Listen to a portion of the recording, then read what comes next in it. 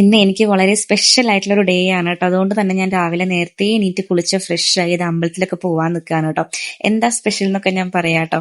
അതിന് മുൻപായിട്ട് നമുക്കൊരു സ്റ്റോറി കേട്ടാലോ. ഞാൻ ആദ്യമായിട്ട് ക്ലാസിക്കൽ ഡാൻസ് പഠിക്കുന്നത് എൻ്റെ 4th സ്റ്റാൻഡേർഡിലാണ് കേട്ടോ. ഞാനും എൻ്റെ ചേച്ചിയും കൂടിയിട്ടാണ് പോയി ജോയിൻ ചെയ്തിട്ടുണ്ടായിരുന്നത് പഠിക്കാനായിട്ട്. ഒരു 4 കൊല്ലം കഴിഞ്ഞപ്പോൾ ഞങ്ങളുടെ ഭരതനാട്യത്തിന്റെ അരങ്ങേറ്റം കഴിഞ്ഞു. അതായത് 9 വയസ്സുള്ളപ്പോഴാണ് ഞാൻ ജോയിൻ ചെയ്തത്. 12ാം വയസ്സിൽ അരങ്ങേറ്റവും കഴിഞ്ഞു.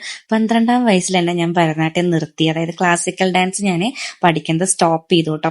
ആ ഒരു ടൈം എനിക്ക് മോഹിനിയാട്ടം സ്റ്റാർട്ട് ചെയ്തിട്ടുണ്ടായിരുന്നു. ഞങ്ങൾ കംപ്ലീറ്റ് ചെയ്തില്ല. ചേച്ചി 10th സ്റ്റാൻഡേർഡിലായിരുന്നു. പിന്നെ ഞാൻ ഭയങ്കര മടിച്ചായിരുന്നു കേട്ടോ. അങ്ങനെ എനിക്ക് ഭരതനാട്യം പഠിക്കാൻ ഒട്ടും താല്പര്യം ഉണ്ടായിരുന്നില്ല. എന്റെ പാരന്റ്സിന്റെ ഒരു ഇതിലാണ് ഞാൻ ചേച്ചിയുടെ കൂടെ പോയിട്ടുണ്ടായിരുന്നത് കേട്ടോ. അങ്ങനെ ഒരു 10 കൊല്ലം കഴിഞ്ഞപ്പോൾ, അതായത് എന്റെ 22ാം വയസ്സൊക്കെ ആകുമ്പോൾ എനിക്ക് വീണ്ടും ഒരു ആഗ്രഹം വന്നു.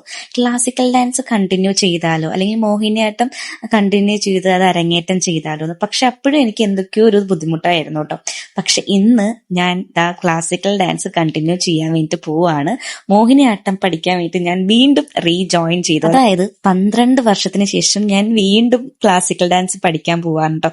ഇന്ന് സ്റ്റാർട്ട് ചെയ്യാണ്.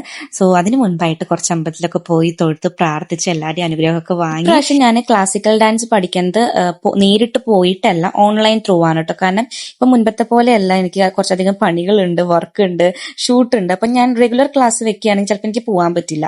സോ അത് കംപ്ലീറ്റ് ചെയ്യാൻ പറ്റില്ല. അപ്പൊ ഞാൻ വിചാരിച്ചു ഓൺലൈൻ ത്രൂ പഠിക്കാന്ന് കേട്ടോ. സോ എല്ലാവരുടെ അനുഗ്രഹമൊക്കെ വാങ്ങിയതായി ഇന്ന് ഞാൻ തുടങ്ങുകയാണേ.